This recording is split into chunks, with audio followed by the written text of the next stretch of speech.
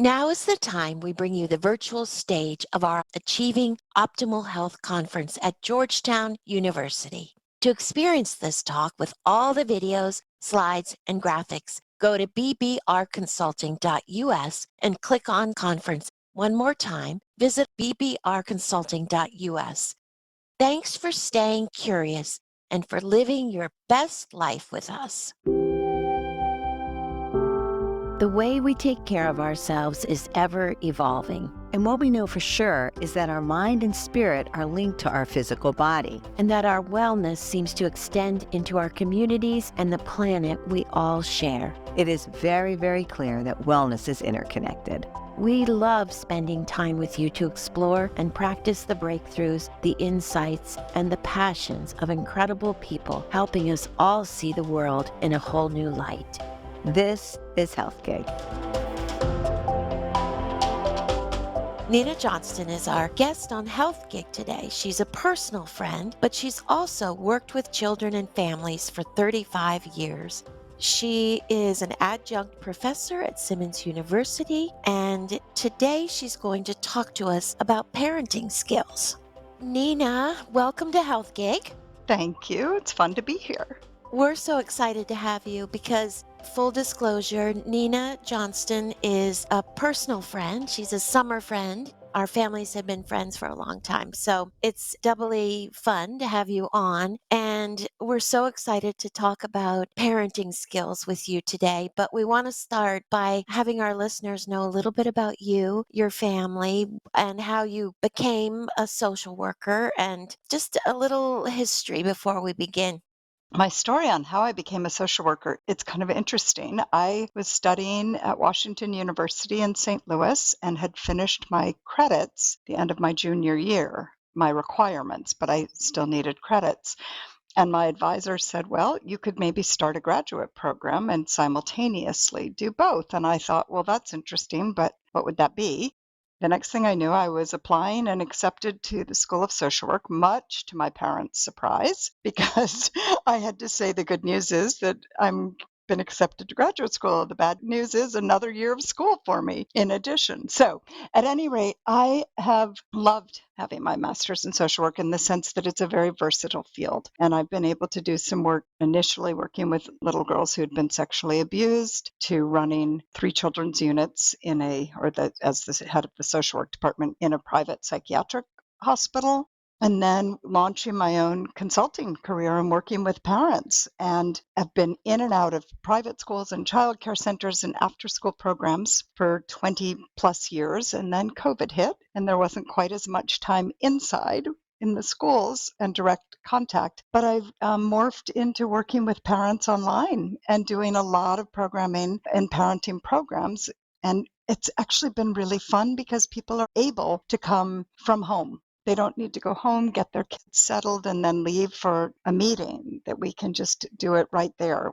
In addition, I teach online in a master's program, so was very familiar with how to do this on Zoom and connect people in this way. Separate from that stuff, I am a mom of 2 adult children, so did the parenting piece in my home too. You are an expert for living it, and I love that we're going to talk about the terrible twos. Are you a grandmom yet? I am Are you? not. So both Doro and I are. It's so exciting, but also it's kind of interesting to watch while we're involved, but we're not involved. It's just interesting to watch. So it'll be good, Dora. We could become the experts here in a minute. Yes, and we'll then take over. Yeah. That'll be popular. But let's start with that. Why don't we? What are some of the parenting skills and what are the myths with the terrible twos? And is it really the terrible twos or is it threes also? Because Dottie's 3. I would say what my article title that I've never written is, but I've got a great title, is The Myth of the Terrible Twos and the Reality of 3 to 5. 2 is challenging, certainly, but it's when they get a voice and opinion. So they start saying no, they start showing some opinions. And so we think, oh, it's a phrase that's been coined, the terrible twos.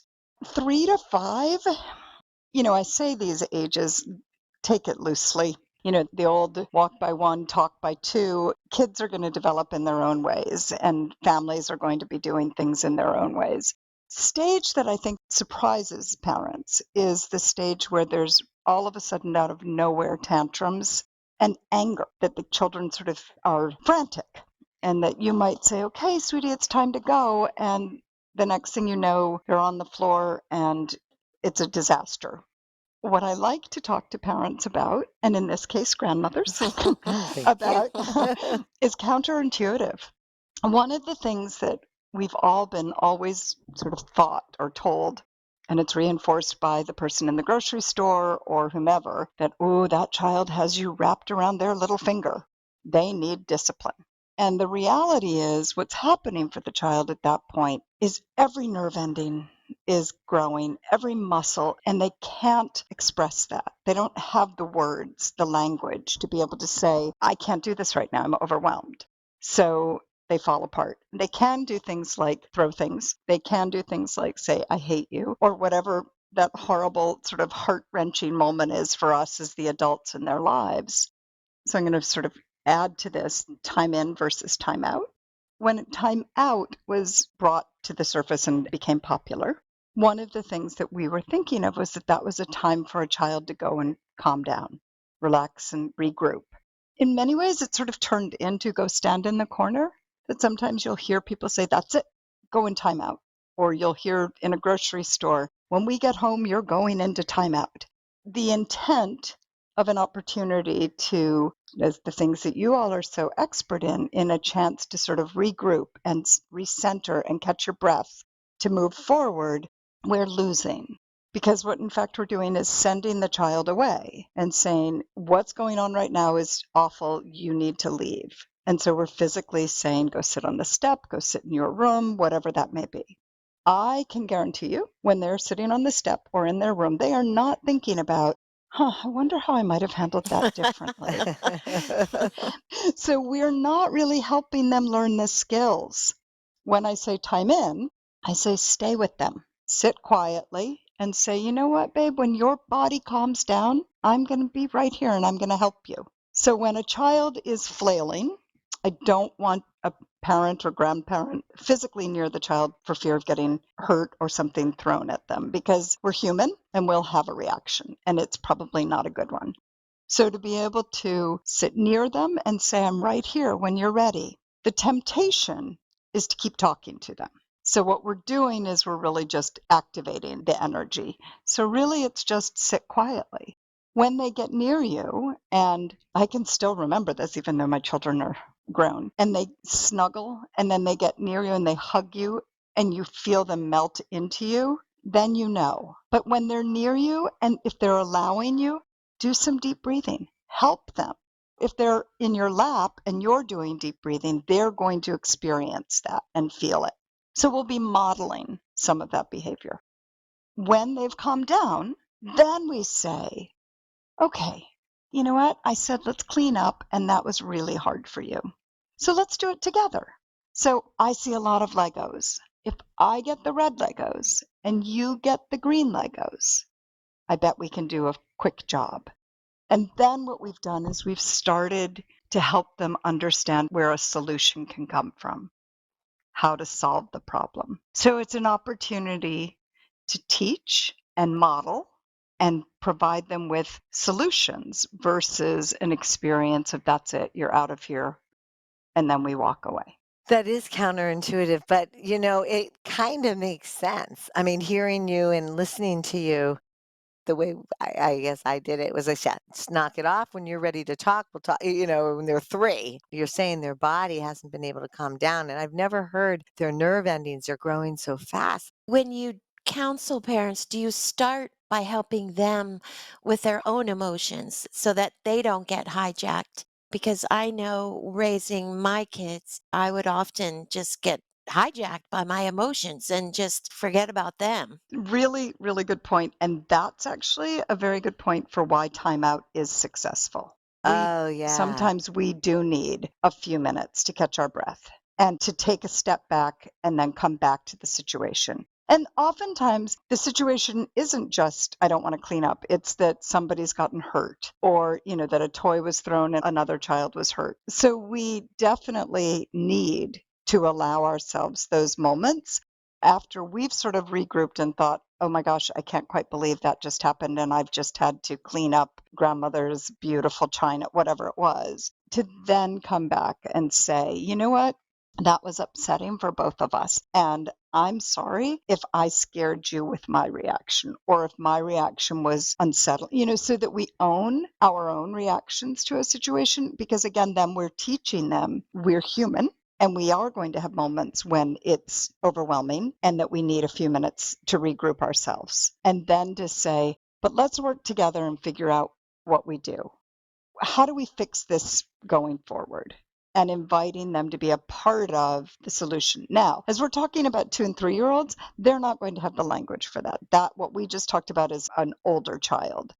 2 and 3 year olds, if we say, why did you do that? They'll give us an answer because their whole lives we say, what color is this? What number is this? What letter is it? So then we say, why did we do this? And you do this. And they say, because I got upset with this snowman outside or, whatever it may be. So they're not connecting those things necessarily. So sometimes asking a question like that is really, it's more we can say, you know what? Let's think of another way to handle our feelings. It's kind of fun. Developmental milestones repeat themselves. What I'll often say to parents is, okay, so this stage is challenging and it's ugly. And it's a time when we start thinking, I must be doing everything wrong. All that I do as a parent, they don't respond. I've got to rethink it all.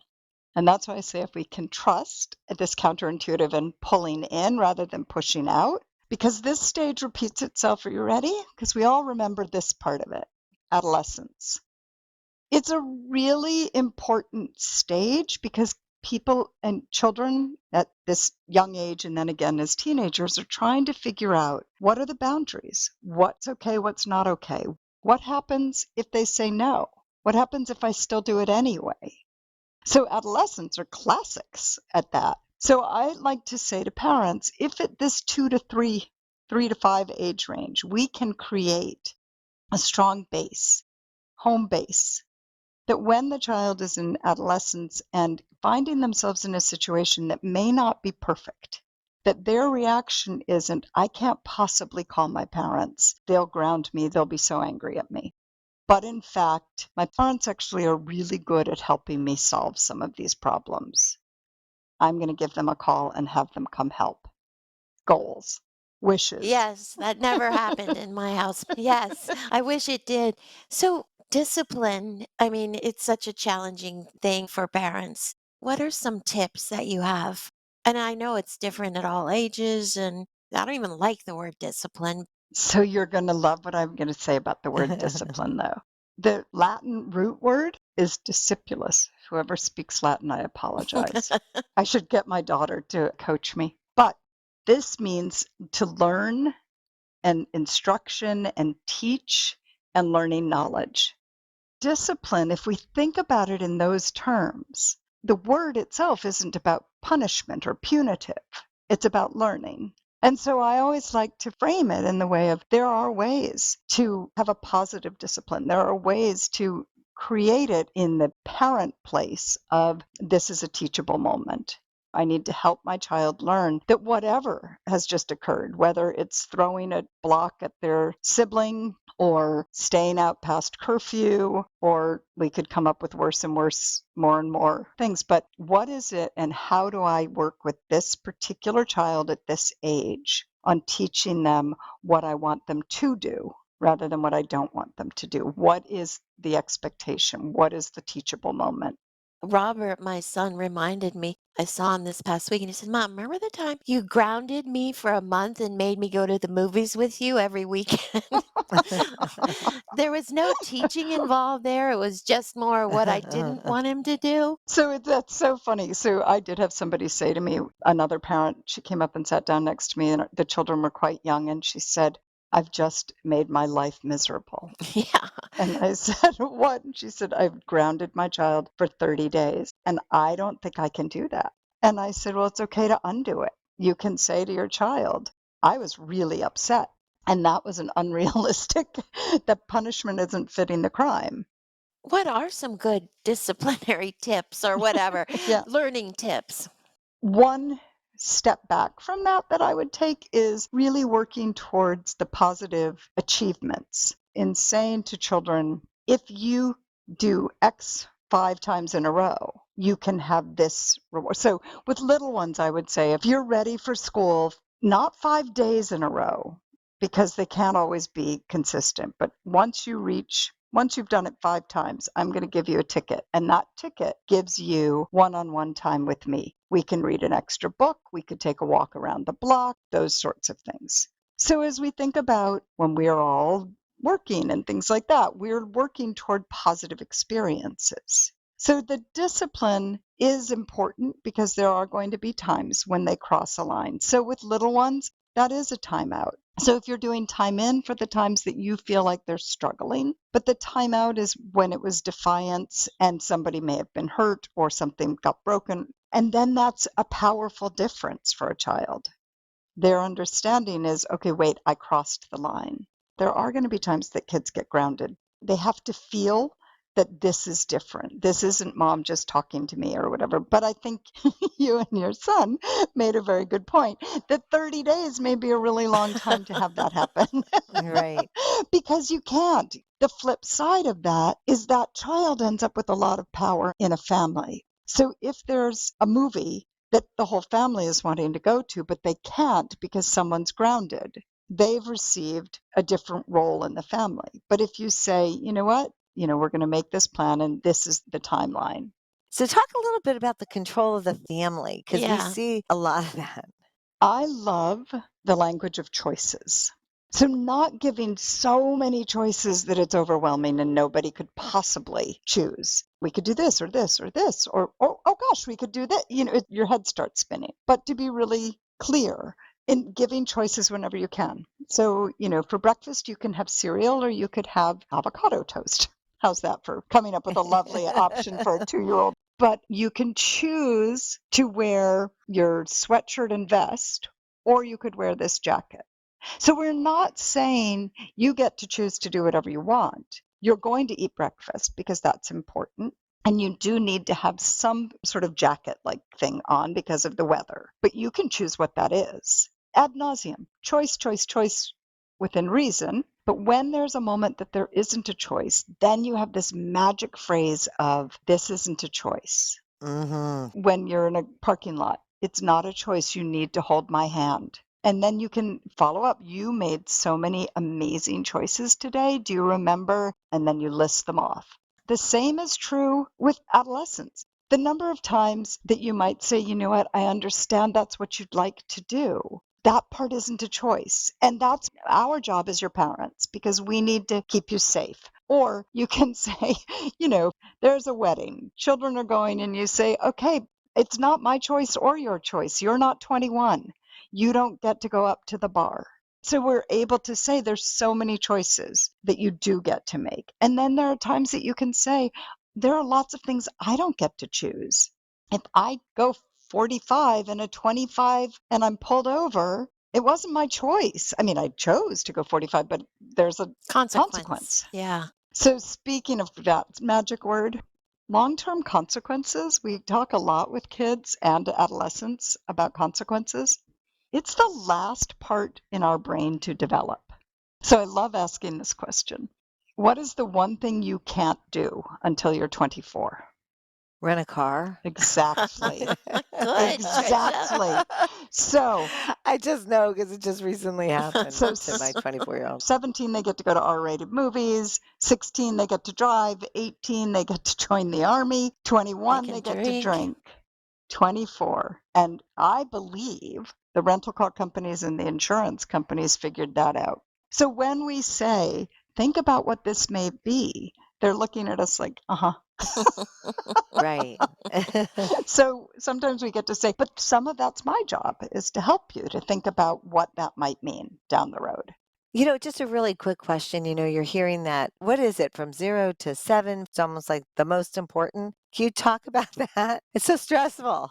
It is, and it's a lot of pressure on parents in this day and age with having children in childcare. So when I was studying in my undergraduate work, I kept hearing that 0 to 3 are the most important years. as I said, I've consulted to childcare centers. There's a lot of really amazing things that happen in childcare. There's socialization, all of the toys are age appropriate, which can also happen at home. I just don't want any people to feel like, oh my gosh, that 0 to 3, I'm going to fail.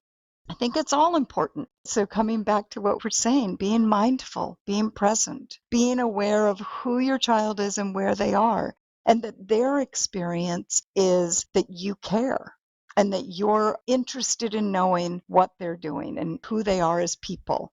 I've had parents say, oh, once they get to middle school, it's done. And I'm like, oh, no, no, you're not.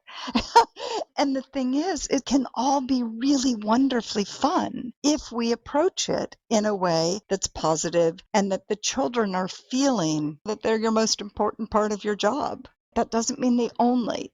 That doesn't mean that you stop everything and drop everything all the time, but it means that you take a moment as a parent.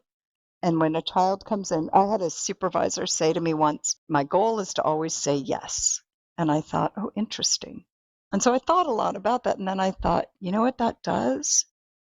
It makes it so you don't just say no. Because you Right. stop and you think, oh, wait, I can't say yes to that. Right, right. But if you say, wait, I might have just said no, but no, yeah, you can do that, of course. So sometimes there can be those moments if you sort of tell yourself. The other catchphrase that I want to just share with people, I feel is very helpful, and I love thinking about it moving in talking with adults as well, is to tell people what you want them to do rather than what you don't want them to do. So if we say to children, this is just an easy example, be sure to walk around the puddle rather than Right. don't Don't walk walk through through the the Yeah, puddle. puddle. Yeah. Oh, that's that is good. good. And It's positive. yeah, it gives the direction of what you're asking them to do. And if we're all really honest, we sometimes, no pun intended, don't hear that first word. So if the child didn't hear you say don't, they walk through the puddle and we're upset with them at the other side. Right. Yeah. I read that the one skill that people who raised confident, resilient children developed with their kids is curiosity. Do you agree with that? And how do you do that with your kids? How do you make them curious? One of the things that I actually work with my students is a phrase called cultural humility. And that one of the things that I always will say to them is whoever you're meeting, and I'm suggesting this in a professional way, but I like to translate it to anyone, is recognizing that every family or every person has their own culture. And that if you're curious, if you stop and you listen and you ask them some open ended kind of questions, that comes back nicely to what we were just saying with raising children of saying when you listen and you say, okay, so you were just telling me that when you were at school that such and such upset you. Can you tell me a little bit more about that? Because I'm interested in understanding it rather than, oh my gosh, I have to call your teacher right away. Having them be able to tell you a little bit more. And then that curiosity is about life. How do you learn from the people around you? How do you learn from the books you read? How do you learn from what it is you're seeing? It sounds like you're kind of meeting them where they are. And then I would wonder if you come back later and say, I've given some thought about that. I found this, that Yeah, kind of thing, yeah. so that they know you really did think about it and you really are there for them. And that they were heard, which comes back to that rule of thumb of not an automatic no. Oh, I love that. Yeah, because it often is a process. You have to process it through it. Tricia and I talk about that all the time. No is easy. No, it's really It easy. really is. I'm having this funny memory of a conversation I had with my mother. I was in college. A friend of mine had his pilot's license, but it was new. And I said, oh, I'm going to go take a ride in the plane. And she said, no. And I stopped and I said, that's so funny because I don't think I asked that as a question. Oh, you did. And she said, you didn't, but no. And so we had a conversation about it. And I said, I'm in college. You don't always know what I'm doing. And she said, that's right. And she was so confident and so clear. And she said, and that's fine because I don't know, but now I know. And the answer Oh, is so it's still no. no. And I sat down and I said, All right, well, I will respect that. And I'm glad that we sort of had this conversation about it. And then I understood when I had children. It was this place of absolute panic for her. She could not think about that being what I was going to be doing. Mind you, he turned out he was a pilot with an airline now, but Right, but right. she doesn't know that part of it. But the point is that there are going to be moments in our lives when parents are going to just say no. And that's an okay thing to also say that and to be able to say to the children, this time it's just no. And again, I think it depends. Well, maybe it doesn't. Maybe it depends when they're little versus when they are in those adolescent years, because there is a little bit more at stake in their adolescent years. Yes, it is. I think that's where it is a little trickier. It's definitely trickier and they're bolder. And they're dealing with peer pressure and they're dealing with lots of things Yes. going on around them. If the base is there and the Yeah. family can sort of always go back to, it's going to be a little bit smoother.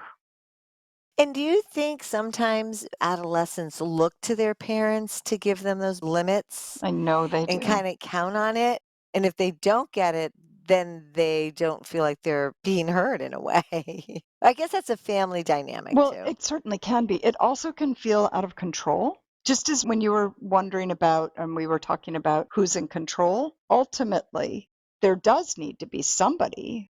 And it gets blurred at times because there's this I want them to be happy. I want them to be liked. I'm worried that my child maybe doesn't have as many friends. And so we get a little blurred. But the reality is, it's important to have somebody say, yeah, but this part falls into my job description. And my job as your parent is to say, that's not going to happen.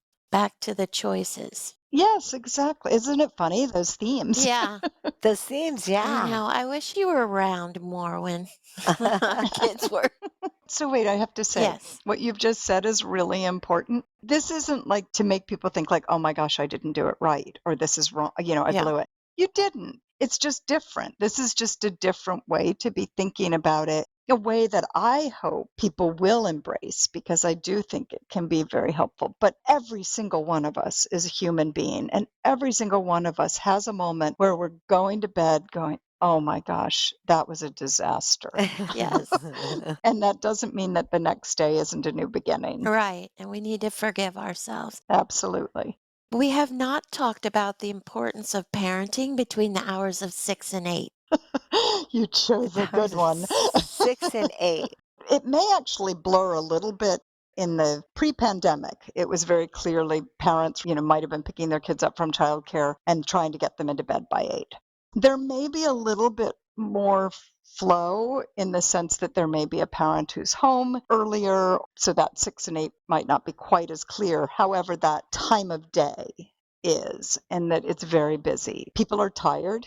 People have had long days. Children have had long days at school, or it's just 6 o'clock and people are getting tired. What happens and can happen is that's a time of either getting short tempered in sort of just saying, just do this because I've told you to do this, or giving in to a point where the children are like, I can wear them, not consciously. I never like it when people will say a child is manipulative. I will say that the child has tried a behavior and it's been rewarded.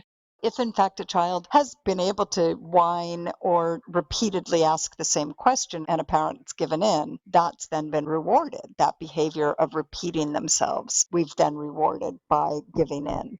That's really what I'm sort of talking the most about in that time frame of still being mindful and very clear with yourself that even though I'm trying to get dinner on the table and homework looked at or finish up those 5 emails that I didn't get to, and then bath time and read a book and kids to bed, that doesn't mean I can now let down on some of the things that are expectations or important. That's an important time for some support. How do you deal with when parents aren't a unified front? That really complicates things.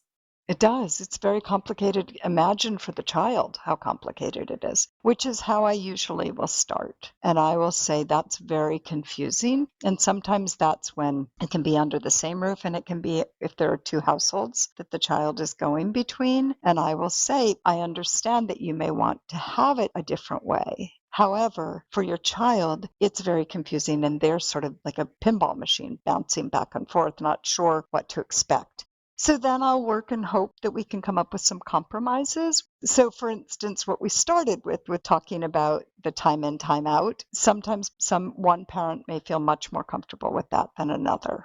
And I will say, okay, so what is it that we can come up with that feels comfortable for your family?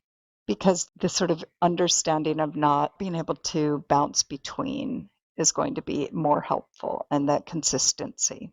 But it is tricky, and sometimes people have very strong feelings, and sometimes those feelings are between the adults, not about the act of parenting.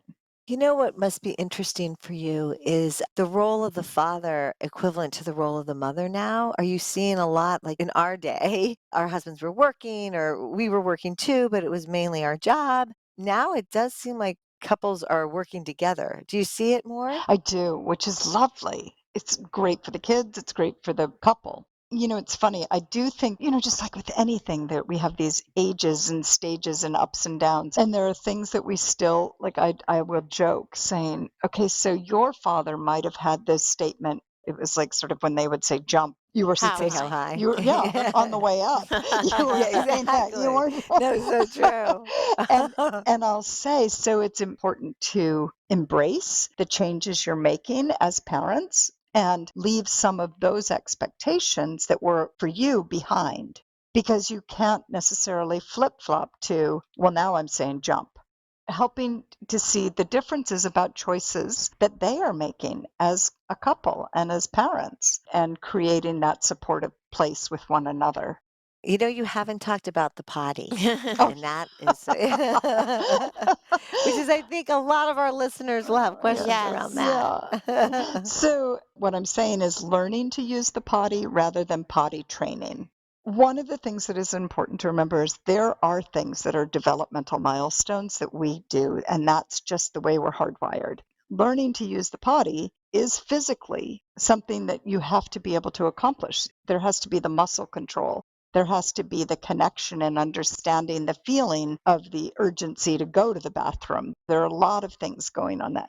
But when we say, oh my gosh, my child is 2, I'm going to start potty training them, the one who's trained is the adult.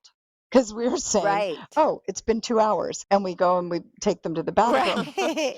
So that is truly potty training. But when we think about it more in the terms of this is a developmental kind of stage, when a child is learning to walk, we don't say, I'm training my child to walk. We support them. We put our fingers out. They hold on to our fingers. We help Oh, them. good. We don't Yeah. take their leg and put one in front of the other. It's a milestone. They're learning to walk.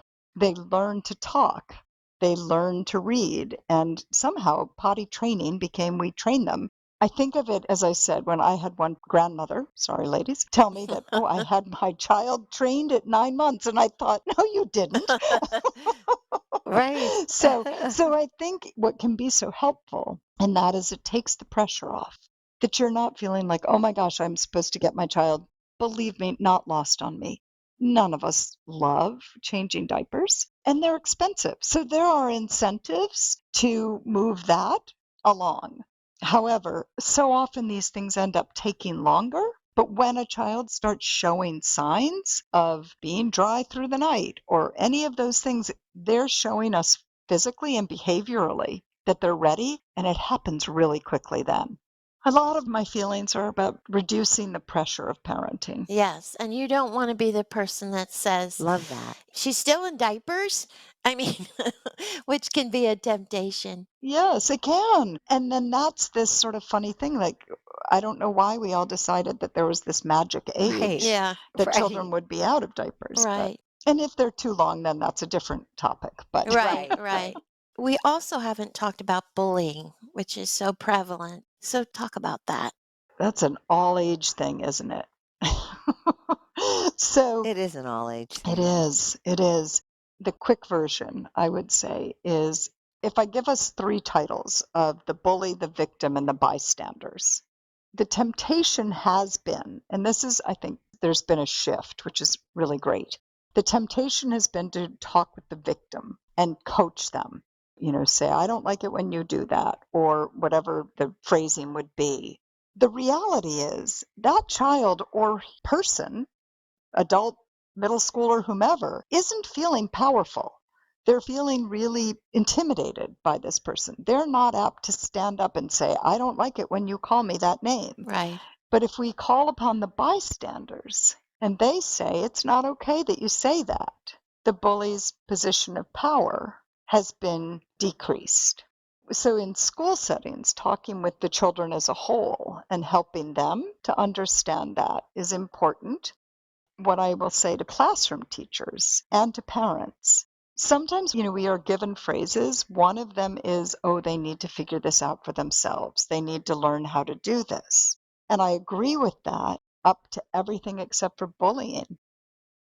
Because if we say, oh, they're figuring this out, we in fact are actually giving the message that that's okay.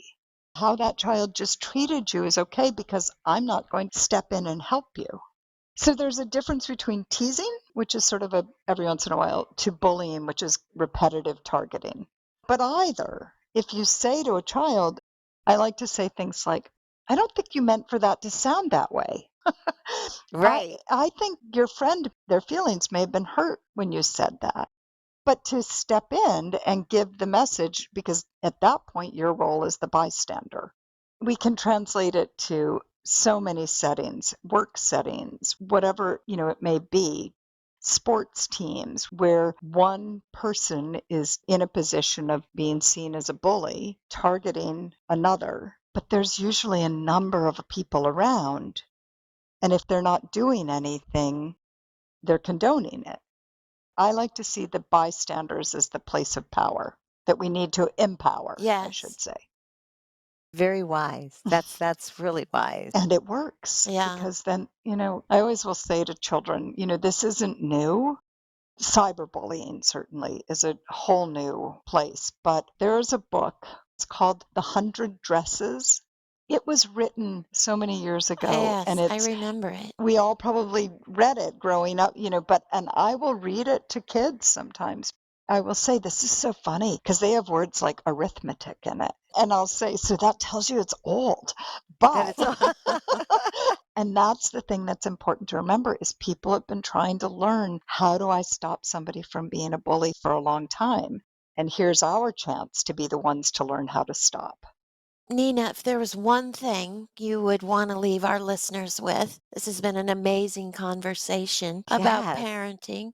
If there was one sort of change a parent could make with their young child or some tip you want to leave them. I would want people to remember that it's a really wonderful job and to remember that one moment in time doesn't dictate forever and that you can come back and you can revisit within reason. I mean, obviously, there are some situations that are hard to undo, but to just remember to enjoy it and to be patient with yourself and your children. Such good advice. Thank you for joining us on Health Gig. Trisha and I were so looking forward to being with you, and it's just been a pleasure. So thank you. This has been fun for me too. Thank you. Thank you for joining us on Health Gig. We loved having you with us. We hope you'll tune in again next week. In the meantime, be sure to like and subscribe to this podcast and follow us on healthgigpod.com. I'm Trisha. And I'm Doro. Be well.